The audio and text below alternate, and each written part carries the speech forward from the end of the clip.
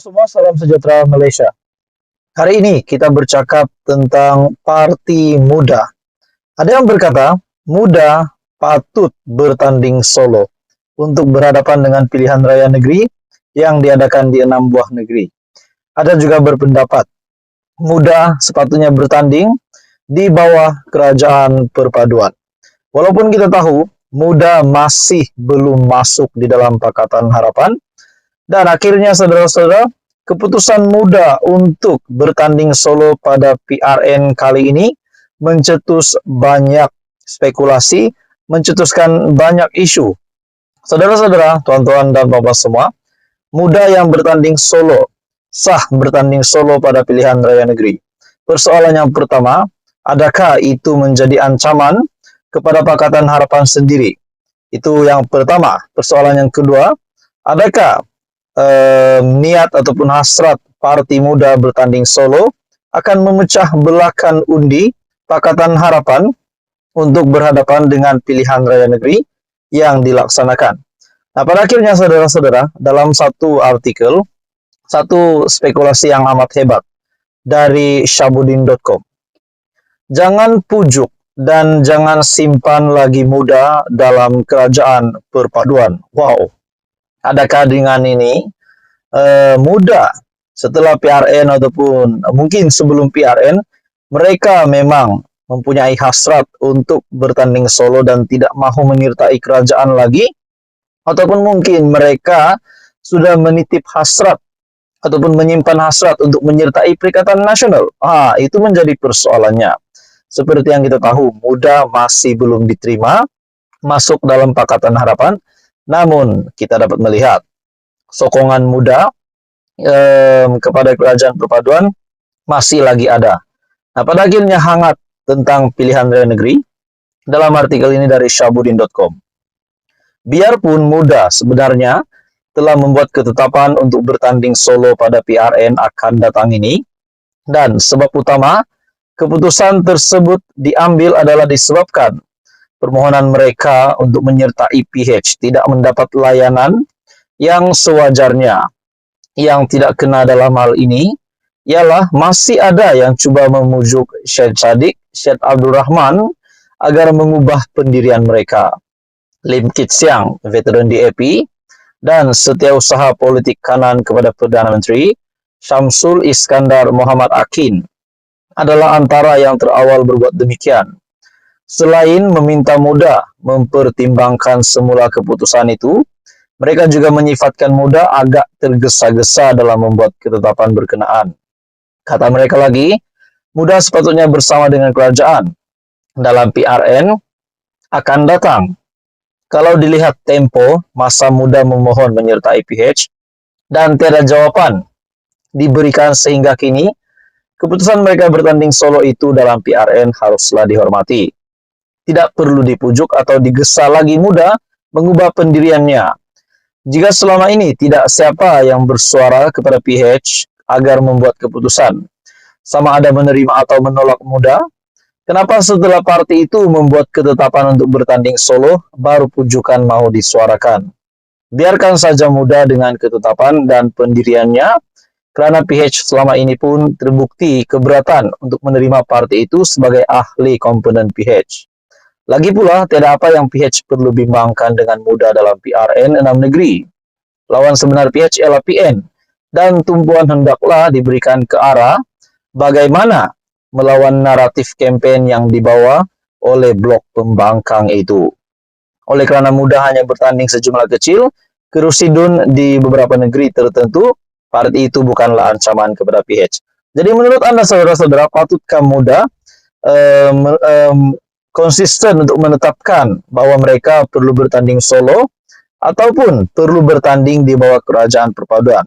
Sekiranya mereka menang pada PRN, beberapa kursi ini yang mereka sudah calonkan, patutkah mereka memberikan kemenangan itu kepada kerajaan supaya PH akan menerima mereka? Nah, itu pun menjadi persoalan juga. Jadi saudara-saudara, apa komen Anda? Teruskan bersama di dalam channel ini untuk info yang seterusnya. Jangan lupa tekan butang like, share, dan subscribe. Halo semua, salam sejahtera Malaysia. Selamat datang ke channel Fels Lifestyle. Info padu, info hangat disediakan di dalam channel ini. Saudara-saudara, tuan-tuan dan puan-puan yang saya amat hormati sekalian, bahang PRN semakin hangat dan ramai yang berkata, adakah Tun Mahathir akan bertanding? Akhirnya Tun Mahathir mengesahkan tidak akan bertanding. Namun, bukan itu yang saya nak fokuskan, yang saya nak sampaikan hari ini. Akhirnya terdapat pemimpin politik yang berpengaruh di Malaysia membuat sebuah kenyataan yang pasti mengejutkan Tun Mahathir. Ada yang kata, pemimpin ini berkata bahwa Tun Mahathir patut hentikan politik yang lapuk. Dalam artikel ini dari biharian.com, Syed Saddiq minta Tun Dr. Mahathir henti main politik lapuk, pecah belah. Adakah Tun Mahathir hari ini berperanan di dalam pentas politik Malaysia yang semakin hangat hari demi hari? Adakah Tun Mahathir memang menjadi salah satu pemimpin, salah satu punca yang membuat rakyat hari ini berpecah belah, terutamanya kefahaman-kefahaman politik? Akhirnya Tun Mahathir dalam sebuah kenyataan sebelum ini, menurut dakwaan dari Presiden Parti Ikatan Demokratik Malaysia Muda, Syed Saddiq Syed Abdul Rahman, membuat hantaran terbuka kepada Tun Dr. Mahathir Mohamad. Berhubung dakwaan bekas Perdana Menteri itu, orang bukan Melayu, mahu menukar nama dan pemilikan Malaysia. Syed Saddiq yang sering dikaitkan sebagai anak didik Dr. Mahathir menulis dalam Twitter supaya bekas Perdana Menteri itu menghentikan politik lapuk yang menyebabkan perpecahan. Reaksi Presiden Muda itu susulan laporan media yang memetik Dr. Mahathir mendakwa segelintir golongan orang bukan Melayu mahu menukar nama dan pemilikan Malaysia. Betulkah apa yang dinyatakan oleh Tun Mahathir ini? Syed Saddiq berkata, rakyat Malaysia tidak kira kaum dan agama bersama-sama mencintai negara ini. Mereka mahu melihat Malaysia berkembang dan menjadi negara membangun dengan peluang pekerjaan, pengangkutan awam dan tata kelola yang baik, katanya. Katanya, beliau amat pasti tidak ada rakyat bukan Melayu di negara ini yang mahu menukar nama negara. Persoalannya, saudara-saudara, dari manakah Tun Mahathir mendapat maklumat ini yang menyatakan bahwa ada segelintir golongan bukan Melayu mahu menukar nama dan pemilikan Malaysia? Dalam artikel ini lagi, saya tahu ramai rakyat yang menganggap Malaysia adalah satu-satunya tempat mereka tinggal, kata Syed Saddiq. Media juga melaporkan dalam sidang media awal hari ini, Dr. Mahathir mendakwa rakyat bukan Melayu mahu menukar nama dan pemilikan Malaysia. Bekas PM mendakwa terdapat percubaan dari negara lain untuk mengubah Malaysia daripada tanah Melayu menjadi negara berbilang kaum. Malah, Dr. Mahathir mendakwa golongan itu enggan mengiktiraf orang Melayu sebagai pengasas, penduduk tempatan, dan pembangunan negara. Demikianlah angkuhnya mereka yang datang ke sini. Kita yang jadikan mereka warga negara, tetapi warga negara yang datang ini nak tuntut supaya nama negara kita ditukar, dijadikan multi-racial country, negara berbilang kaum. Dr. Mahathir dipetik sebagai berkata.